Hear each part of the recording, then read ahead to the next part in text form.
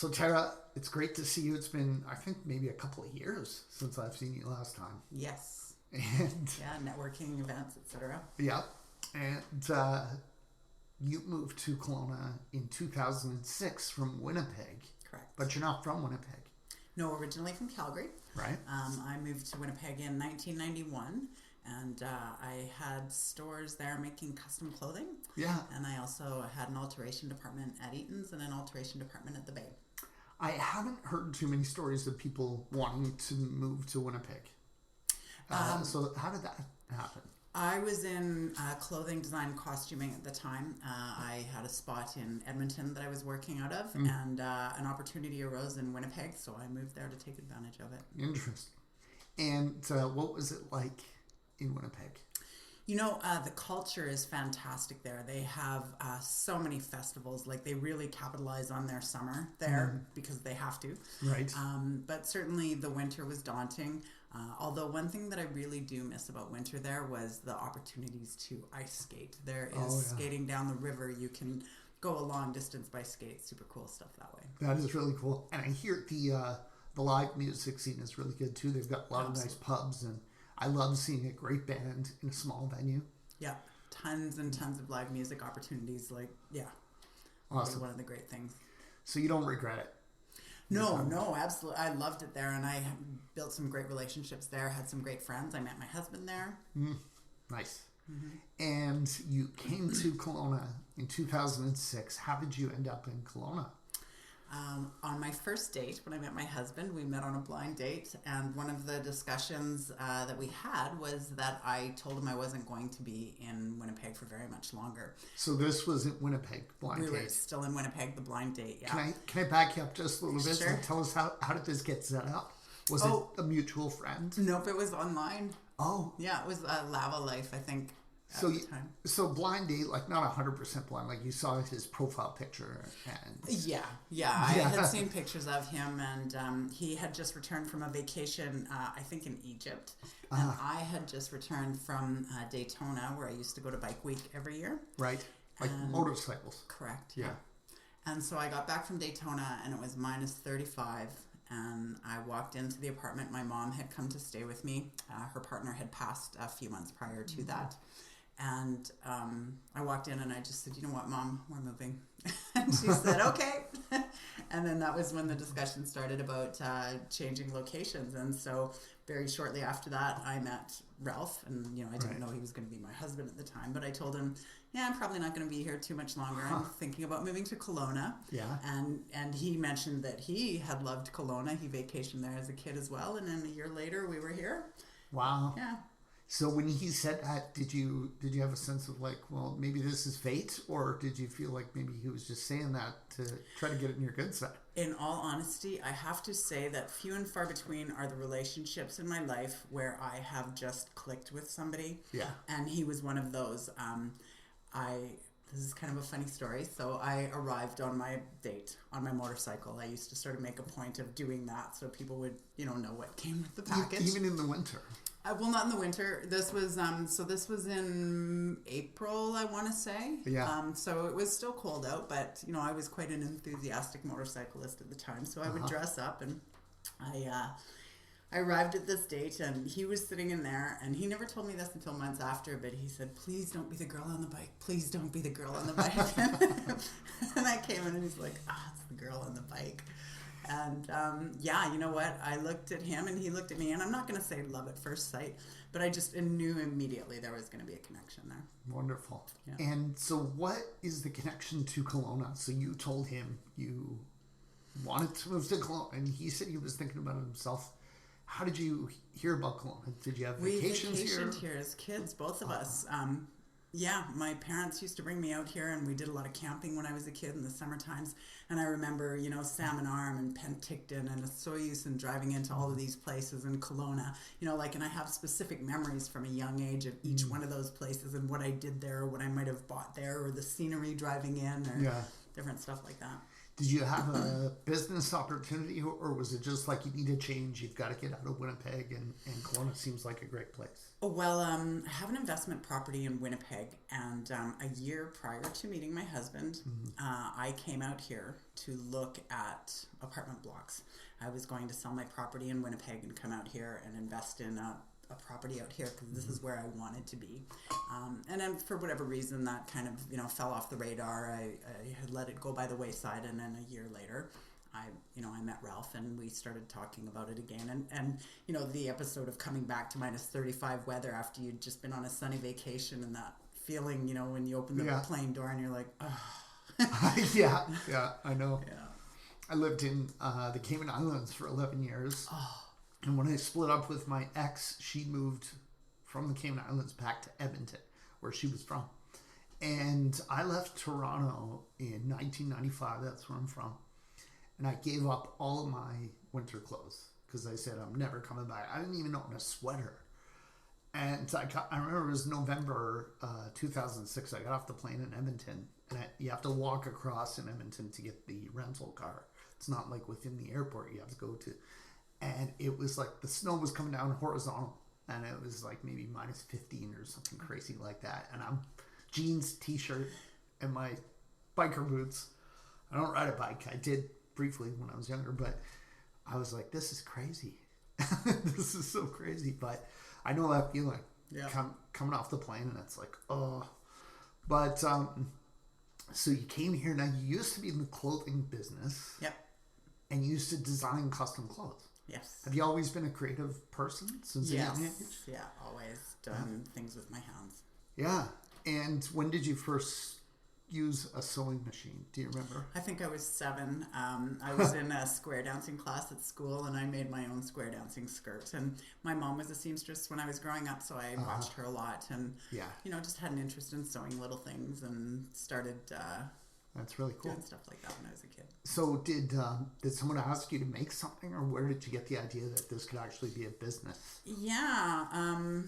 On a whim, I bought a sewing machine one day. I decided I was going to make a stuffed animal for whatever reason, and I did that. And then someone had asked me to make something for them. They had this big skirt, and they wanted a pair of shorts out of it. And so I said, yeah, sure, I can do that. So she brought me the pattern that she wanted, and I just went about my business, and it turned out really well. And then I just... I had an opportunity to buy a costuming store, maybe 2 or 3 garments after that. So I'm saying I've sewn 2 or 3 things, like seriously. And somebody said, hey, do you want to buy this store making costumes? And it was a really good deal. It was just, a sort of a makeshift little location. I said, yeah, sure. So I went in and I started doing it, and I just had a flair for it. And in the costuming industry in Winnipeg, I was at the top of my game. Nice. And did you get tired of it, or what made you decide to shift away from that? Yeah, it's a real make work project. You do it for love, and I absolutely love doing it. But it's not something, unless you have a really big name, that you're going to get paid for the amount of labor that goes into it. And I am a perfectionist. So when I start something, I'm super detail oriented, and it has to be perfect when it leaves my hands. So a lot more work went into it probably than I could have gotten away with. I imagine it must be tough, like with factories, and then they've got basically sweatshops in third world countries, and people working for an amount that we could not survive on. And then if you're a perfectionist, and the amount of hours it takes to make something beautiful, and people don't understand the amount of labor involved as well, so any kind of a custom industry, you do have to, I think, build your name up before you can really start to command the big bucks. Right. And while you were doing this, you're buying properties and renovating. I did that after I closed my store. So I had bought the building where my store was. Right. I lived upstairs. The store was on the main floor, and my production area was in the basement. So I sold that building, and that was right around the same time that my mom lost her man. And we got together and we bought the property in Winnipeg, just not too far from where my store originally was. Right. I'm just curious logistically, because I've done similar. Like, I bought businesses that were in buildings, and then I ended up buying the building. How did you sell the building if the store was going out of business, did you guarantee like the lease for a certain amount of time, or did you replace that tenancy? Well, I was the tenant in the building, Yeah. and I had made the decision that I was finished. And so once I decided to close my store, then I also sold the building because I no longer had, anything to have in the store, and I just decided it was time to go. And But I mean, someone bought this building with now an empty spot now. Oh, he was making it into a restaurant, I and see. it is a thriving restaurant in Winnipeg. Perfect. And I worked there for a couple of years after I sold the building to him. Well, that makes sense, Yeah. right? Because there's different types of owners. There's owners that want tenants and they just want to collect rent and manage that building. And then there's others that, like a restaurant owner that wants to own his own real estate, but he needs a location for his restaurant, right? So that makes sense. Yeah, and he's done very, very well with the restaurant and Awesome. the location. Do you ever go back there? To Winnipeg, I have been back a few times, to check on the property, and like Christmas time when my husband's dad was still around, we would go, seasonally, make sure everything was okay. Mm-hmm. Yeah. So tell us about your life in Kelowna. So you did quite a bit of real estate, some renovations. Yeah, so we moved to Kelowna in 2006, and I started renovating the house. My mom moved in probably 6 months or so after we got here, and then I had my son in 2007. So we did the majority of the renovations that were done there. We did most of that in the first year. We got married in that backyard of our house in 2011, so we did quite a bit of outside stuff prior to that. Like we built the outside up, retaining wall, flagstone, etc., and I did all of that myself. We put a new roof on. I did not do that myself. Was that a bit of a learning curve for you? I mean, I know you've got great attention to detail, but I mean, construction is different than making clothes. Absolutely, it is. But I think it's all about when you make a decision that you want to learn something. You just sort of go into it full on, and that's what I did. I do a lot of reading. I do a lot of researching. I ask a lot of questions. Talk to the people who have gone before you that do that. That's super important. Yeah. I can give you shortcuts, rather than going the long way around.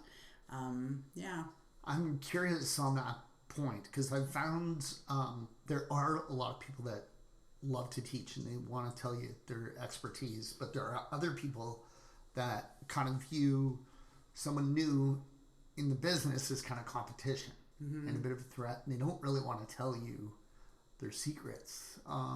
Did you encounter much of that? Like, did you ask experienced tradespeople, how do you do this? And they're like, well, I'm not going to tell you, you got to hire me.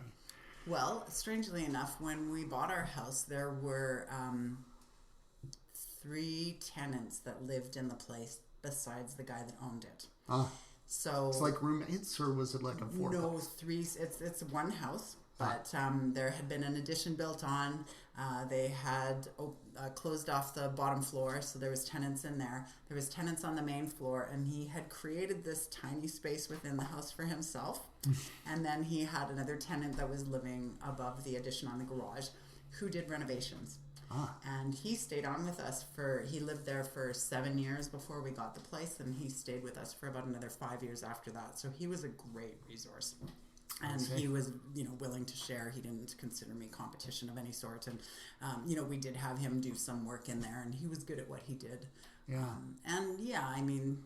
No, I didn't encounter a lot of resistance in the people that I asked. Right. Yeah, I didn't have problems with it. We have very nice manners, so I'm sure that's a big part of it.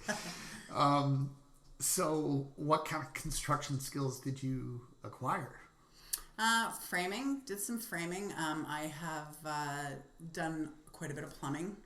I shied away from electrical initially because I was afraid of it. So when I was taking my home inspection course, that was sort of one of the areas that I was dreading a bit because I was afraid of electricity. Yes. But once I really delved into it and learned it, I went into the course and I got about a chapter in, and I realized at a chapter in that I really hadn't learned or understood any of what I read prior to that. So I took a deep breath and I went back to the beginning, and I just took it a paragraph at a time and didn't move on until I understood what I was reading and understood the concept. And so that was how I learned about the electricity. But as far as building, framing, plumbing, tiling, I love doing tiling, anything artistic like that. I found myself drawn to.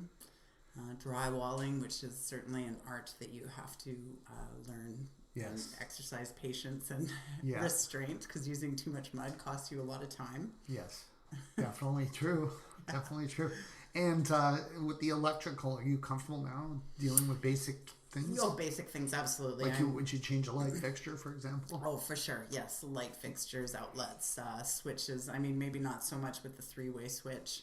But the very basic stuff I would, do myself. But certainly if I had something substantial that I wanted done, I would hire a contractor. Right. And as a home inspector, can you remember when you first got the idea that you wanted to be a home inspector? My mom received an education credit for $3,000, and we were going to save it for my son, who was still an infant at the time. But we learned that it had to be used within a certain period of time. It was a year or something like that the credit had to be applied to an educational endeavor. So I looked at every opportunity that the Okanagan College had to offer, and I found only a couple of things on the list that interested me, and it was home inspection that won out. And then I just went on, started taking the classes. And cool. Have you seen some pretty shocking things, I can imagine? The most shocking one that I saw was a grow up, and it wasn't actually an inspection that I myself was on, but there was a number of people who I have trained under. One thing I want to say about the home inspectors in this area and the association that I belong to is there is a real sense of camaraderie and a willingness to share. There's been a number of people who have mentored me along the way, which I am so thankful of. Yeah. So there's a gentleman in particular that lives in Penticton, and I've done a lot of inspections with him, mobile homes he specialized in because he built them for years. And anyways, he had an inspection on a grow up, which was out in Winfield, and he called me and asked me if I wanted to come and check it out. And what they did to this place was shocking. I mean, it was a tear down. There was nothing that could be done with this like house. Molds. Mold, like you could, like even getting close to the front door, you could smell it, and, removed structural walls and punched holes in walls and built extra shabby structures on the outside. And, because it was in an out of the way location where there wasn't a lot of neighbors around. And so they took full advantage of that and just destroyed this place. Wow. And I guess it must be frustrating for you as a person with such a good eye for detail when you see shoddy workmanship. Yeah, that's a tough one too. This is just not done right. Yes, and for the most part, all the stuff that they've done is hidden, but you can tell in their attention to detail with the finishes that you should be concerned at what's hidden inside those walls. And so you want people to know that you feel that way, but you also have to be careful about the way that you say it. Because there's stuff that you shouldn't set the alarms off about, but there's certainly stuff that people need to know they should be cautious about.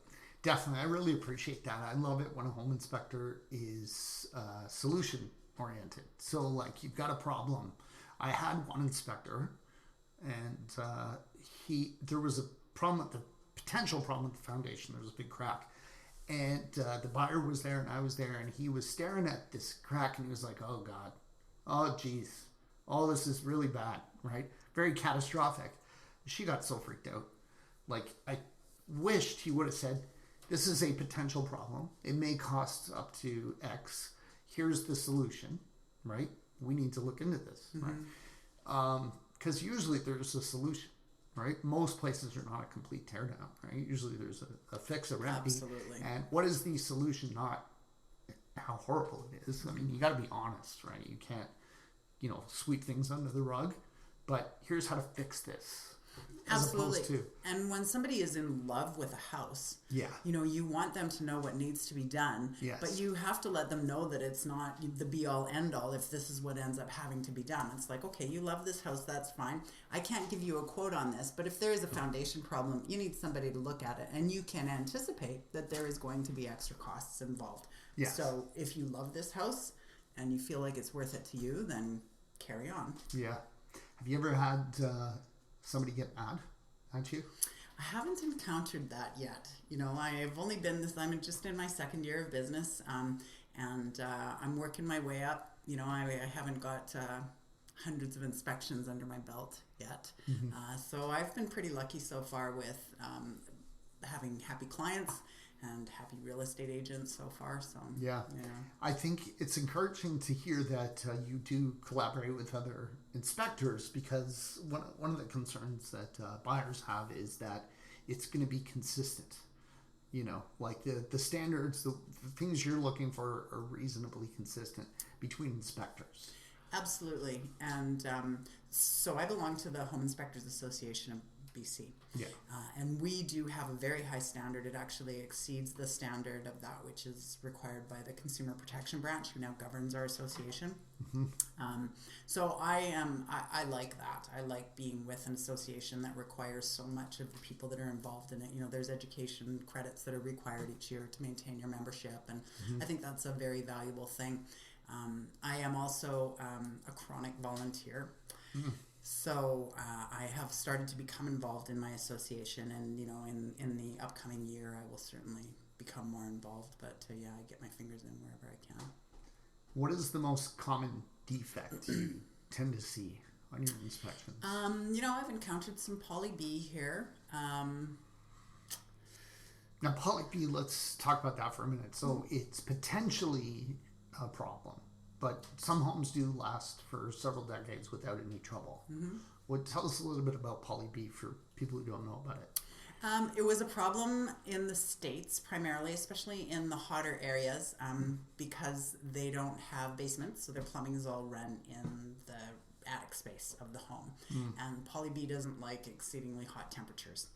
So that became a problem after, a number of years, 5, 10, 15 years in use. You would start to see leaks, etc. Tends to become brittle. It becomes brittle. It from the inside out, so you can't tell where it's deteriorating. And also at the connections. In Canada, we tended to use copper fittings or brass fittings for the connections. So it wasn't as problematic, and we also plumb we don't plumb in the attic. And we don't get the exceedingly hot temperatures here. Doesn't like hot water, high chemical like chlorine. Doesn't seem to appreciate that very much. It doesn't want to be bent or crimped. But certainly it can last, for a long time in homes. I have a home that was built in the 70s, and on 3 separate occasions I have had copper plumbing give away at the 90s between the ceiling and the floor of my house, and I've had to remove ceiling in the basement, and that's on copper plumbing. So it can happen wherever there's water running, there can be compromises. Now, when it comes to mold, if you have a leak, it's important to get it dried out as soon as possible. Yeah, absolutely. Is that the main cause of mold, like persistent moisture? Yes. Yeah. Temperature, warm temperatures and moisture. Definitely a continued source of moisture. So when you have like a one-time leak, it's gonna get wet there. If it's not dried out quickly enough, you may develop some mold there. But if there's not continued moisture there, then the mold spores are just dry and staying in there. If it encounters water again, then they will certainly spring back to life. And there's different types of mold, right? There's some mold that can cause like allergic reactions, and there's some that's like very even toxic. Is that true? Absolutely. There are very toxic molds around. I mean, we are completely surrounded by mold all the time. In our environment, it's decomposition of living matter. And so there's definitely more harmful types of mold and less harmful types of mold, to be sure. There's one in particular, black mold, and if you find it in your home, the Stachybotrys mold is known to be, one of the very toxic ones. I do some indoor air quality testing. I haven't had a lot of call for that yet.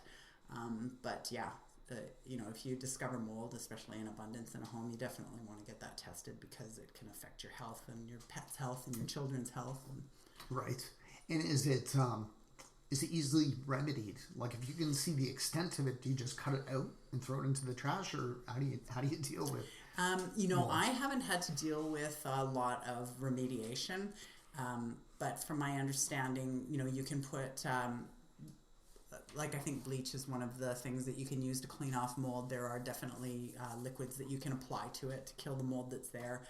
In cases where it's, deeply ingrained in wood and stuff like that, I believe that sandblasting, I think they use salt, is required to remove some of that. I mean, especially where grow-ups, etc. are found. It depends on the extent of the damage, where it is, how accessible it is. Yeah, each case would differ. What do you think? Would you recommend that sellers get a home inspection before they list their home, especially the older homes? Absolutely. It certainly would prepare you for something that the potential buyer is going to find. So, a lot of people live in a condition and they don't necessarily notice that it's deteriorating because you're living in it. You don't see what's going on. So if you've been in your home for a long period of time and, you're thinking of selling, it's probably a very good idea to get an inspector in to take a look, and they'll be able to point out stuff that will be expected of you to remedy before the purchase is made, or to be able to reduce money off your price once their home inspector finds it. Definitely. And most people are pretty conscientious, and if they have the funds available, they'll probably get that thing fixed, even before they list it. So I do recommend it for people. And at least you can be transparent and say, look, we've got this issue. We haven't had a problem with it, but it may be something down the road. And then, it's always a kind of a bad feeling when a buyer hears something and they wonder, like, did the seller really know about this or not? Usually they didn't know about it, but it's always a good feeling when someone's totally upfront with you and says, here's the issues that I'm aware of. Usually you can negotiate something, from that position, and it's not confrontational. Absolutely. If you find somebody who's been trying to hide something, it makes you very suspicious. Yeah, for sure. And you were mentioning about workmanship, and it's funny because I was showing houses to someone one time, and it was really dirty. Like there were big clumps of dust in the corners and so on. And he said, well, why does that matter? I mean, the house looks fine, right? Why does that matter? I said, well, imagine this. Imagine this guy is sitting on his couch watching television with his big bag of Doritos, and he hears his furnace start to rattle. Is he going to get up and check it out, or is he going to turn the volume up on his television and pretend he didn't hear it, right? Because he can't even keep his floors clean. There could be issues that he just pretends aren't there, right? So it's a conscientiousness, take care of your house, then you've got something to offer to sell, right? Absolutely. So you're also into hockey? Yeah, my son plays hockey, and I manage his his team 11 every year. right? He's 11, yeah. Yeah. Yeah, I manage his team each year. I really enjoy doing that. Is that like the general manager? Like you do trades or? Yeah, absolutely. Scoping out new players from other teams. No, it's just a function of, pulling funds together from all of the parents and organizing get-togethers. Do you book the hotels. Ice? Do you book No, the ice is booked by Kelowna Minor Hockey. Oh, okay. But if we go on tournaments, I am in charge of hotel arrangements, etc., and getting the team together and making sure everybody has a good time. Team gear. Cool. So it's different than a coach, obviously. Absolutely. Do you get on the ice? You said you skated quite a bit in Winnipeg. When is this coming out? This is going to come out probably just before Christmas. Okay. Well, I'll tell you a secret. If it blows, if my cover gets blown before Christmas, that's okay. A year ago, I organized a game of Parents Against Kids. Yeah. On the Christmas holidays between December and January when the kids are off school. So it was Kids Against Parents, and we got out there. And I was in my figure skates, and it was a pretty horrific situation. I've never played hockey ever before. I didn't know how to hold a stick, and so I was able to skate somewhat in a forward direction, but couldn't really make any direction changes or anything like that. Right. So I made a decision that I was going to become better at this and surprise my son by being able to play hockey the next time we got on the ice. So it's taken me a year. Uh-huh. I've taken skating lessons. I went out and I bought hockey skates, and I have a stick at home. I went and got hockey gloves the other day. I got a helmet and everything like that. And I've been taking these skating lessons, and I have another hockey mom on the team who is secretly going out to stick and puck with me. And the big game is December the 28th. And wow. I'm going to do the so big he doesn't unveiling. know yet. My husband doesn't know. My kid doesn't know. So I'm going to get out there. And that's amazing. It's going to be hilarious. And you do all kinds of volunteer work, and you even got a popcorn business. Is that right? Yeah. When my son started at his school in kindergarten, I started a popcorn business for the school. So the PAC had said that they were interested in doing that. And when I inquired about it, they hadn't started anything yet. So I researched and got a popcorn popper from a place in Ontario. And I started it like a junior achievers type thing. So initially the kids had to submit an application and a handwritten resume. And then they all worked with me the first year. We had a bunch of business meetings together to talk about, budgeting and, where were we going to get the supplies and what was required for bookkeeping and how is the schedule going to be organized, etc. So I let the kids make a lot of the decisions. And how old were these kids? Sort of guided them, grade 5 and 6. Wow. And then so the reason that they work in the business is to help pay for their grade 6 trip. So my son is in grade 6 now. That is so great. So great. Yes. So they have to sign up for their own schedules, and they parents come in and pop the popcorn on Thursdays, and the kids sell it every Thursday. And this is its 7th year in business now. I've handed the program over to another mom. But between that and an artisan fair that I organize every year at the school, I've raised $36,000 for the school. That is a wonderful thing you're doing, because teaching kids the basics of business is so important.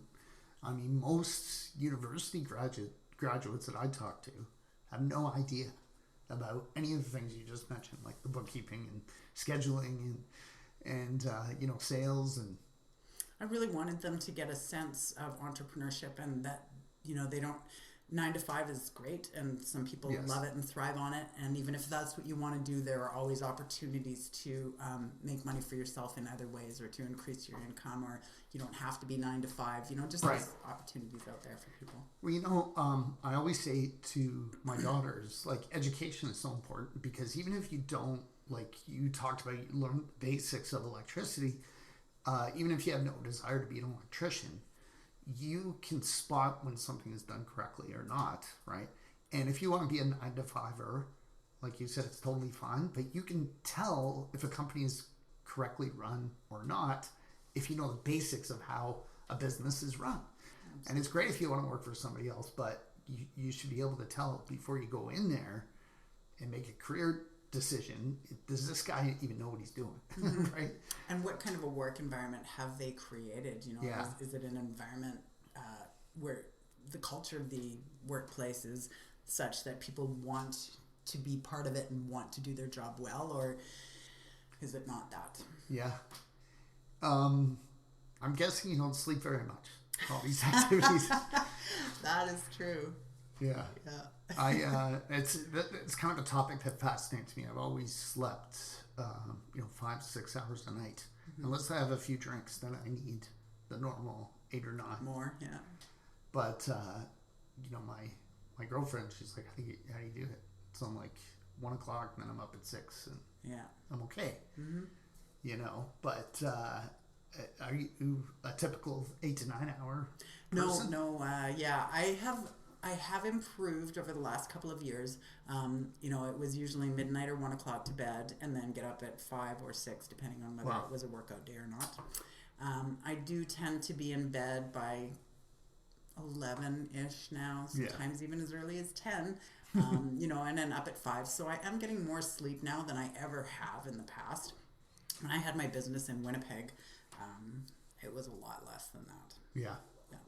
Well, you accomplishing a lot in the community and with your son and the school and everything. It's wonderful. Community involvement is super important to me. I'm the president of our community association, and over the last almost a year, we've been working at a Fire Smart program. It's sort of a separate entity from our community association, and for a couple of years I tried to get some other people to head it up, and I couldn't find anybody that wanted to do it. It's something I'm passionate about and really thought needed to be addressed. So I took the job on myself. And it's fire safety. Fire safety. It's a Fire Smart program. So I have a group of a dozen regular volunteers that I get together, and we have attended a Fire Smart course that you take with the fire department, and they teach you about proper fire fuel mitigation in your community, so right next to your home. But ours is more, we're in a forested area, so we're concerned about the forests that surround us. And we go in and perform the fire smart as per the fire department's regulations, the way they want it done. And we have since May taken 100,000 pounds of fire fuel out of the forest and to the dump. So this is an outdoor fire safety. So fuel, you're talking about like shrubs dried up. Yeah, so you want to leave the shrubs, but you're looking at taking dead limbs off of the trees, live limbs as well. So they want the ladder fuel gone from the trees. They don't want the fire to get up in the canopy. So you're removing limbs from the trees 8 feet up in the air and, collecting as much of the dead, dry stuff off the ground as you can. And, hopefully it'll create somewhat of a fire break because the fire department tells you it's not if it happens, it's when it happens. Yeah, I've heard that some of these fires in California can be blamed on improper forest management and leaving too much fuel on the ground. Yeah, it certainly wouldn't help the situation. Tara, thanks so much for coming in. It's been a great conversation. I really enjoyed it. Who would you like to nominate to come on the show? There is a couple of people that I have met recently who are very inspirational to me. So these are two separate individuals. I don't know that I could pick one over the other and in no particular order. So Nikki Check is one. She's awesome. The head of my referral group. And she has created a culture in her workplace that attracts wonderful people, super helpful people who are enthusiastic about their jobs. And I just love her. She's inspirational. Yes. I used to be in the Thursday group with Nikki. I was there for 3 years, became vice president, then I retired because I did it for 3 years. So I've joined a different networking group now. But Nikki is fantastic. So much energy, such a bright, positive, optimistic person, and amazing at what she does. Yeah, amazing at what she does. She's built a super successful business and she's willing to help. She just wants to help other people build their businesses. Yes. Yeah. And the second person? The second person I met recently at 100 Women Who Care, which was my first time that I had attended it. And it is Renee Wasiluk, who has also built a fantastic business for herself and is passionate about Kelowna and the province of British Columbia, and she has intentions of getting into politics, and she's just a real forward mover, and I take inspiration from her. Well, this is the first time that's happened, but I've interviewed Renee about 3 weeks ago. Oh, yes? So I already interviewed her. But that's great. Maybe we'll get her on again. I told her that I would like to have her on again once the nomination, so it's her versus Tracy Gray for the nomination. Yep. And if she wins that nomination, she's got a year of hard work trying to win that riding in 2019. So I told her once the nomination process is over, we'll get her back on the show again. Excellent. A wonderful, inspirational person. She really is, yeah. Great. Thanks again. Thanks, Luke. I really enjoyed it. Great to see you. Luke Mankus is a realtor. He loves what he does. We asked Luke if he had any regrets about moving here in 2011, and he always says, yeah, one regret, and that is he didn't move here sooner. When Luke came here, he didn't know anyone. He didn't know the neighborhoods or anything or anyone besides his daughter, who was 6 years old at the time. So he knows what it's like.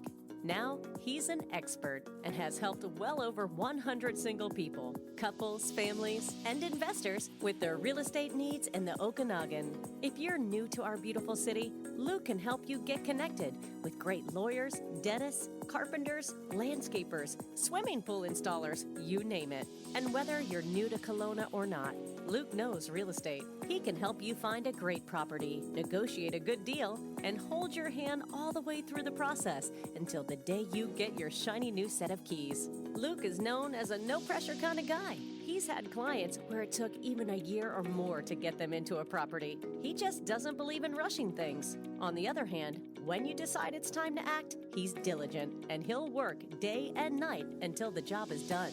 Give Luke Mankus a call or a text message at any time, 778-215-4273. Again, that's 778-215-4273. 778-215-4273 to chat with Luke about real estate.